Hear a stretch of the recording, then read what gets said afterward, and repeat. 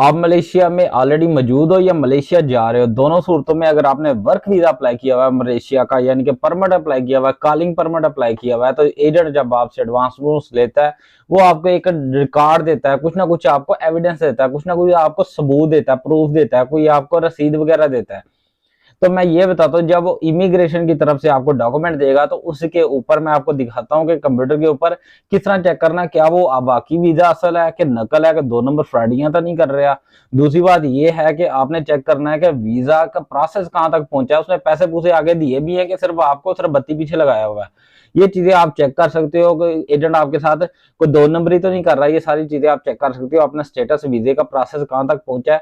बाद में होता है कि एजेंट आपको कहता है जी मेडिकल करा ले, ये करा ले, वो करा ले, अगर आप अपने मुल्क में मौजूद हो तो, चाहे इंडिया में, चाहे पाकिस्तान में, बांग्लादेश में, नेपाल में, कहीं भी मौजूद हो, चाहे आप मलेशिया में मौजूद हो, तो आपको कहता है जी आपका प्रोसेस यहाँ तक पहुंच गया, वहां तक पहुंच गया, वहां तक पहुंच गया। तो उसे कहना भाई हमें तो अपनी कंपनी का जो हमारा जो प्रोसेस चल रहा है उसका BPA नंबर दे दे। वो BPA नंबर लेना है और किस तरह चेक करना है अपना प्रोसेस कहाँ तक पहुंचा है, आपका प्रोसेस वीजा कहाँ तक पहुंचा है। मैं आपको दिखाता हूँ कंप्यूटर की स्क्रीन पे, आप आराम से चेक कर सकते हो कि वीजा कितों तक कपड़े है। चलें जी, मैं आपको कंप्यूटर स्क्रीन पे लेके जाता हूँ। वहां पे आ रहा है ना इस वेबसाइट पे, वेबसाइट का लिंक मैं डिस्क्रिप्शन में भी दे दूंगा, वहां पे क्लिक कीजिएगा, ये वेबसाइट खुल जाएगी। वेबसाइट मलेशियन जबान में है, ये इसको आप वहां पे भी कर सकते हैं इंग्लिश में। मैं इसको इंग्लिश में ट्रांसलेट कर लेता हूँ ताकि मुझे पता चल जाए कि आपको समझाने में आसानी हो जाए। Translate this page.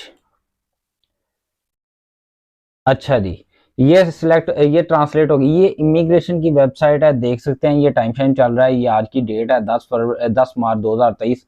ये प्रॉपर वो टाइम चल रहा है जो जो जब भी खोलेंगे बिल्कुल लाइव टाइम और डेट चलेगी। ये ओरिजिनल वेबसाइट है, कोई एजेंट की बनाई हुई एप्लीकेशन या वेबसाइट नहीं है। इसी वेबसाइट से आपने अपने डॉक्यूमेंट चेक करने हैं, किसी और वेबसाइट से मत चेक कीजिएगा। अब मैं आपको बताता हूँ कि BPA नंबर का क्या चक्कर है। वो ये है, जब आपको इस तरह का वो देगा, कागज देगा या डॉक्यूमेंट देगा, तो इस डॉक्यूमेंट के ऊपर यहाँ पे लिखा होगा एक BPA नंबर। ये एक एग्जांपल डॉक्यूमेंट बनाया हुआ, ओरिजिनल डॉक्यूमेंट नहीं है। यहाँ पे BPA नंबर लिखा होगा, आपने उसको कॉपी कर लेना है। कॉपी करके तो यहाँ पे आपने पेस्ट कर लेना है। तो इस सेकंड वाली ऑप्शन पे एप्लीकेशन नंबर में यहाँ पे पेस्ट कर लेना। मैं सारी चीजें ब्लर कर देता हूँ ताकि, क्योंकि किसी की पर्सनल डॉक्यूमेंट है, ये पर्सनल किसी की इंफॉर्मेशन है। तो यहाँ पे आपने इसको पेस्ट कर दिया BPA नंबर को, और यहाँ पे सर्च के बटन को आपने दबा देना है। जैसे इस सर्च के बटन को दबाओगे तो ये डिटेल आ गई सारी। ये 3 कॉलिंगें आई हुई हैं जी उस बंदे ने 3 कॉलिंगें निकाली हुई थी, तीनों की बायर बायर बायर, इसका मतलब पे हो गया, पैसे दे दिए, पैसे दे दिए, पैसे दे दिए तीनों के उसने।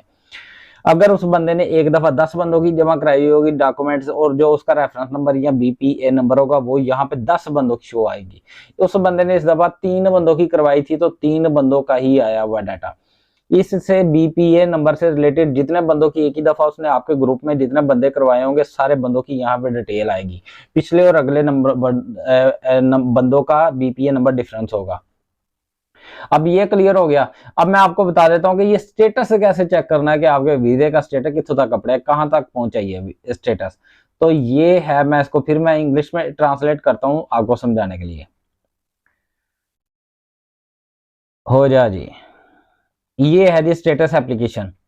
सबसे पहले यहाँ पे आना था, अगर एप्लीकेशन देता तो वो वहां पे एक्सेप्टेड हो जाती, तो यहाँ पे एक्सेप्टेड आना था, उसके बाद न्यू आना था, फिर यहाँ पे, फिर आप यहाँ पे अगर पास हो जाती, यानी ये प्रोसेस सारे गुजर चुके हुए हैं। पास हो जाती, अगर पास हो नहीं होती तो फिर रिजेक्टेड हो जाती, अगर रिजेक्ट नहीं तो कैंसिल हो जाती, यानी कि इनमें से कुछ भी आ सकता था, मगर पास हुई है तो इसका मतलब है यहाँ तक पहुंची है। उसके बाद स्टेटस आना था जी बायर, यानी कि पे का, तो पे हो चुकी हुई है तो स्टेटस आ चुका हुआ है। इसके बाद प्रिंट है जी, प्रिंट ऑलरेडी उसने कर ली होगी। ये देखिए प्रिंट निकला हुआ है, इसी वजह से ये प्रिंट का प्रोसेस उसी वक्त निकल रहा है जब ये वो निकाल देते हैं, एक्सेप्ट हो देता है, उनका प्रोसेस कंप्लीट हो जाता है, पीछे वाला सारा पास हो जाता है, तो फिर आगे प्रिंट की ऑप्शन आती है, तो फिर बंदा प्रिंट निकाल सकता है। ये चीज क्लियर होगी। यहाँ से आप अपनी एप्लीकेशन चेक कर सकते हैं आपकी एप्लीकेशन कहाँ तक पहुंची है। मैं यहाँ पे एक और बात क्लियर कर दूं, यहाँ पे एजेंट आपको कहता है जी पाकिस्तान में हो, आप इंडिया में हो, अपने अपने कंट्रीज में हो, एजेंट आपको कहता है बांग्लादेश में, कहीं पे भी एजेंट आपको कहता है यार मेडिकल कराओ, फिर कहता जी आपकी कॉलिंग जमा करा दी है, यहाँ तक पहुंच गया, वहां तक पहुंच गया, उससे कहना भाई तू मुझे BPA नंबर दे दे, बस मैं चेक कर लूं मेरी कॉलिंग कहाँ तक पहुंची है। अगर यहाँ पे BPA नंबर लगाते हैं और यहाँ पे नहीं शो होता कोई भी स्टेटस, ये चीज का ख्याल रखिएगा, BPA नंबर आपने करेक्ट वैसे ही लगाना है जैसा वहां पे फॉर्म के ऊपर लिखा हुआ है। अगर आप लगाते हो कोई डिटेल नहीं आती, कोई उसका रिजल्ट नहीं आता, इसका मतलब है एजेंट ने आपके साथ फ्रॉड किया हुआ है। क्योंकि ये डॉक्यूमेंट जो है ना, ये खुद भी बनाया जा सकता है, ये डॉक्यूमेंट खुद क्रिएट किया जा सकता है। तो इसके अंदर किसी का भी डॉक्यूमेंट लेके उसके अंदर BPA नंबर तब्दील की जा सकती है। अगर यहाँ पे BPA नंबर लगाने के बाद आपका रिकॉर्ड नहीं आता, या नीचे नंबर जो नाम है इनके अंदर आपका नाम नहीं आता, ये नाम और आगे इसका पासपोर्ट नंबर भी है, देख सकते हैं, नेम ऑफ एम्प्लॉय का नाम आ जाएगा, ये आगे डॉक्यूमेंट्स नंबर आ जाएगा, आगे स्टेटस आ जाएगा, और ये पीछे है नंबर ऑफ एम्प्लॉय का नंबर भी आ जाएगा, कितने नंबर ऑफ एम्प्लॉय है, यानी कि ये मुलाजिम कितने नंबर है। अच्छा, ये वर्कर, तो मैं ये कहना चाह रहा हूं कि ये BPA नंबर लगाने के बाद अगर आपका डाटा नहीं आता, आपकी का नाम नहीं आता, आपका पासपोर्ट नंबर वगैरह स्टेटस वगैरह कुछ इशू नहीं हो रहा है, इसका मतलब एजेंट ने आपके साथ किया फ्रॉड। जाके पकड़ लें, दोन से नहीं, तो फड़ लो नो, गर्दन से पकड़ लें।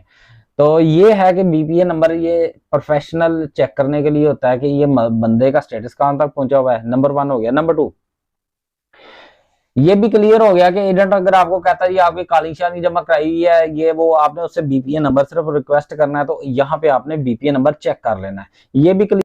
और नंबर 3 उसमें ये है कि जब ये आपको इस तरह की एप्लीकेशन दी जाएगी, एप्लीकेशन के एंड पे लिखा होता है कि ये जो एप्लीकेशन है इसके एंड पे लिखा होता है ये वाले पॉइंट में कि ये यूज किसके लिए है। तो वो अगर आपका वर्क वीजा है तो उसके ऊपर लिखा होगा यूज्ड फॉर टेम्परेरी एम्प्लॉयमेंट, यानी कि आपको वहां पे एक जो है ना आर्जी तौर पे मुलाजमत के लिए ये इशू किया गया है। अगर वो नहीं लिखा और अगर लिखा हुआ है सोशल पास के लिए, सिर्फ सोशल विजिट के लिए आप जा रहे हो, तो इसका मतलब है कि ये विजिट वीजा है, ये वर्क वीजा नहीं है, ये वर्क वीजा की कॉलिंग नहीं है, और उसके अंदर BPA नंबर भी नहीं होगा। तो ये 2-3 चीजें थी, ख्याल रखिएगा अपना, ये चीजें कि एजेंट आपको दाना लगा ले।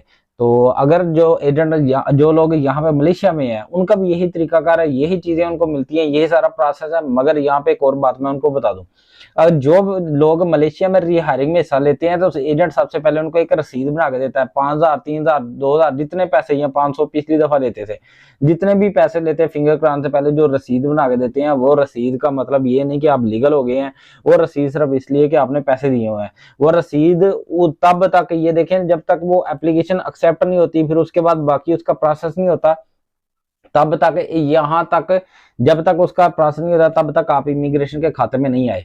जब तक यहाँ पे जो रह रहे हैं, जब तक उनके फिंगर नहीं हो जाते तब तक वो इमिग्रेशन के खाते में नहीं आ रहे। तो इस बात का ख्याल रखिएगा, ये ना होकर रसीद ले लिया और घूमना फिरना शुरू कर दो, बाहर निकलना शुरू कर दो, अपना ख्याल रखे बहुत सारा, तो हालात अल्लाह पाक ठीक रहेगा। अपना बार बार कह रहा हूँ, अपना बहुत सारा ख्याल रखिएगा। वीडियो अच्छी लगी हो तो लाइक कीजिएगा, दोस्तों के साथ शेयर कीजिएगा। अस्सलाम वालेकुम।